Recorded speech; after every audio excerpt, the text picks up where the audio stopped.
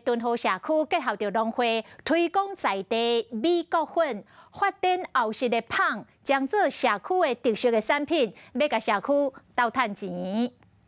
灶卡妈妈分工合作来做后式米芳，家己草屯镇农会家政班学着手艺伫敦和社区发挥。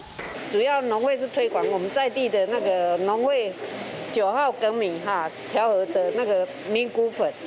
那这个我就把它结合了，就是说推销我们在地的稻米的产品。 敦和社区发展后式米芳，把这样美食变做社区特色，可以为我们社区来增加一些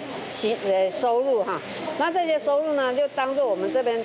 关怀据点那边长者的一个餐食的那个加菜啦什么这样的一个费用。经过真高工的制作流程，好食的米芳总算做出来啊，嘛会当帮助敦和社区增加财源，推广在地产业。 我是陈雅玲，想要跟我一起从零掌握天下事吗？赶紧按下华视新闻 YouTube 频道的订阅按钮，开启小铃铛，跟我一起探讨公共议题，给您最专业的华视新闻。